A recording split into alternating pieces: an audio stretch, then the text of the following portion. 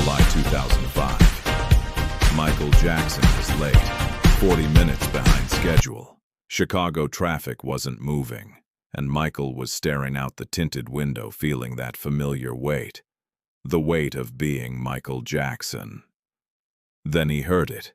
His own music, but different. Raw, real, and what nobody knew about the next hour would reveal what Michael had been desperately searching for. This is the story of what really happened on State Street. Not the viral video millions saw, but the private moment that changed Michael's heart. The conversation nobody recorded. The truth only two people knew. If you want to discover what Michael Jackson was really searching for that day, hit subscribe. Michael pressed his face against the glass and watched Chicago crawl past. A city that reminded him of simpler times. The Jackson 5. When music was just music and not a billion-dollar empire demanding perfection every second. He was exhausted. Not the tired that sleep could fix, the kind that lived in your bones. 18 hours straight in the studio, voice raw, body aching. And Frank kept pushing. One more take. The label needs this. Your fans are waiting, but there was never an after. Always another album, another tour, another commitment. Michael closed his eyes. That's when he heard something that made his heart stop. Smooth Criminal, performed with a passion he hadn't heard in years. A passion that reminded him of why he fell in love with dancing at 5 years old. Pull over now. Sir, we're already late. Pull over, Michael repeated. Sometimes the universe puts you exactly where you need to be. 3 blocks ahead, a crowd had gathered. A young boy dancing like his life depended on it. Michael stepped out before security could stop him. Summer heat, city noise, chaos. And for the first time in months, Michael felt something he'd almost forgotten. Curiosity. He moved through the crowd slowly. Nobody recognized him. Dark sunglasses, black fedora. But Michael wasn't watching a performance. He was watching himself. 25 years ago. Before fame became a prison. The boy was maybe 12, skinny, shoes too big, shirt torn. But when he moved, something magical happened. The shy kid disappeared. An artist emerged. Michael watched the anti-gravity lean, the spins, the final pose, and something broke open in his chest. This is why, he thought. Not for #1 albums or awards, for this, for pure joy of movement, for magic that happened when you danced from your soul. When the music ended, Michael was clapping, tears streaming behind his sunglasses. He'd just witnessed something he thought was gone. Raw talent, pure passion, unfiltered joy. The boy's eyes landed on Michael. Time stopped. His face went white, knees shaking. Michael saw himself reflected there. A 12-year-old from Gary, Indiana, wondering if he was good enough. Michael removed his sunglasses. That was absolutely incredible. His voice cracked. What's your name? Devonte Williams, sir. I'm 12 and you're everything to me. Michael knelt down, looked into his eyes, saw the hunger, the dream, the desperate hope that dancing could change everything. I know what you're feeling, Michael said quietly. Only Devonte could hear. I know what it's like to use dance as an escape, to feel like it's the only thing that makes sense. The boy's eyes filled with tears. How did you know? Because I was you, Michael whispered, and nobody told me the truth. So I'm going to tell you. Let's dance together, Michael announced to the crowd. Right here, right now. The crowd went wild, phones out, people screaming. But Michael's focus was entirely on Devonte, on giving this kid one moment. One perfect moment before the world got its hands on him. As Billie Jean started, they moved in sync. The crowd recorded everything. But what nobody caught was what Michael whispered as they danced. "Listen carefully," Michael said as they moonwalked. "What you have is special, but special comes with a cost. Are you ready?" Devante nodded. The kid didn't understand. "When this moment ends," Michael continued, "the world is going to want a piece of you. They'll tell you who to be, how to perform, and slowly they'll take what made you special." "I won't let that happen," Devante said. "That's what I said too." Michael smiled sadly. "When I was your age, but it doesn't work that way." They spun, the crowd roared, but Michael was somewhere else. 12 years old in Gary, dancing in a tiny living room. Before the world knew his name, before pressure became unbearable.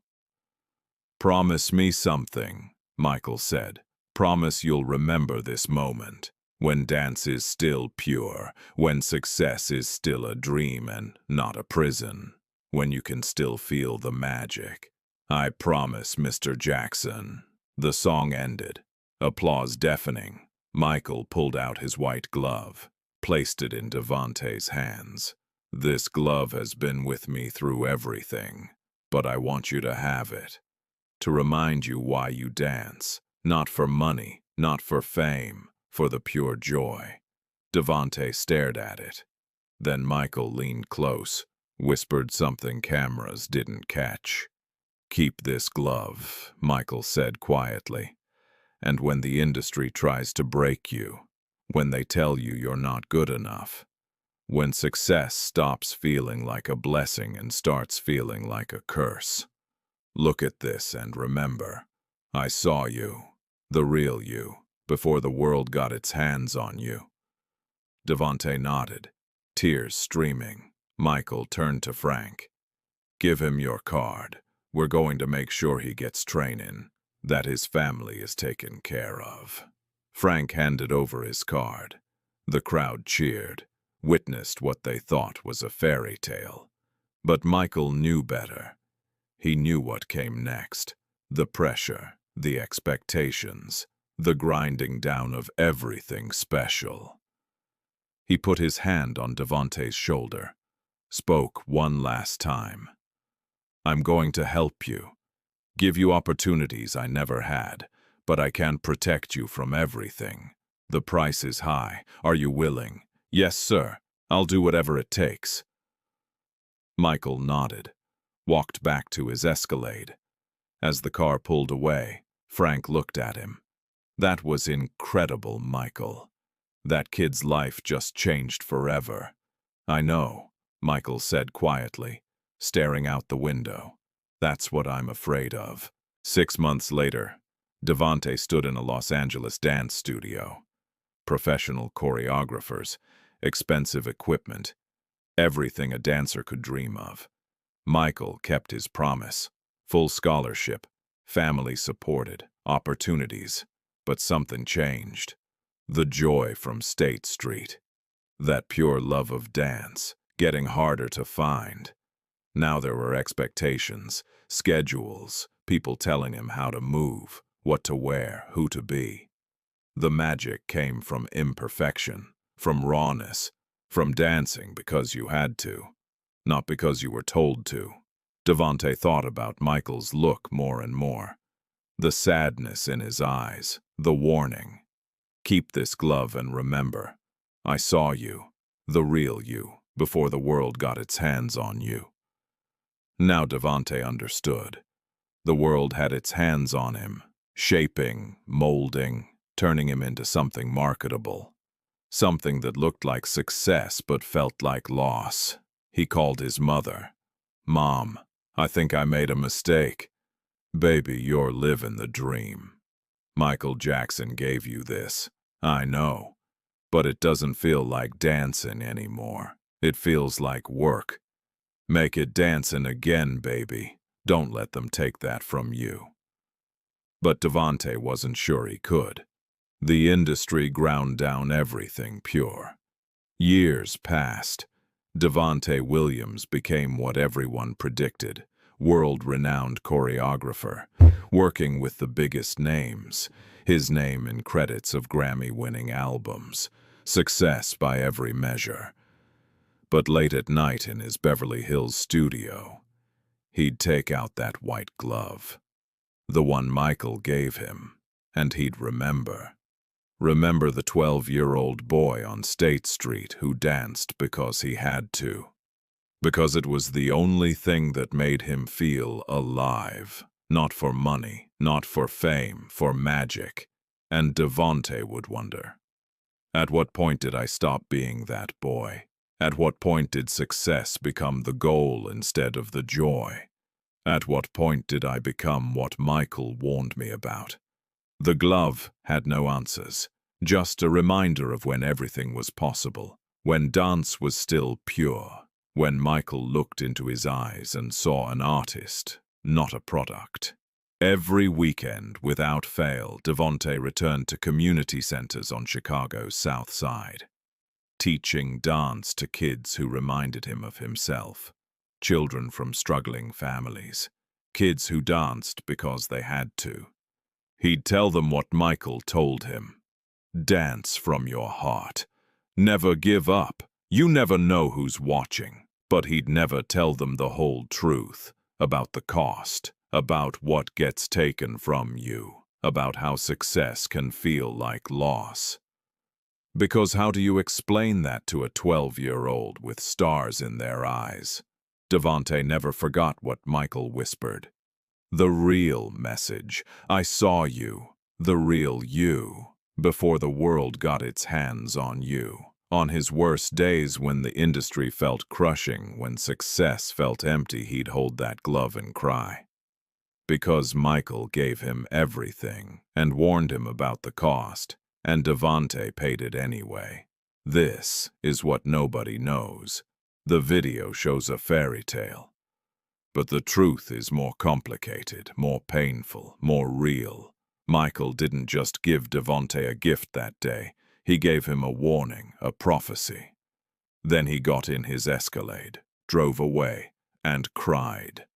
Because he knew exactly what he'd done. He'd passed on the burden, the gift and the curse, the price of being special in a world that wants to own you. Michael and Devonte danced for 4 minutes, 57 seconds, but the real story lasted much longer. Through years of training and sacrifice, through success that felt like loss, through the grinding away of everything pure. And it lasted in that white glove, in a Beverly Hills studio, reminding a successful choreographer of the boy he used to be. The boy Michael saw before the world got its hands on him.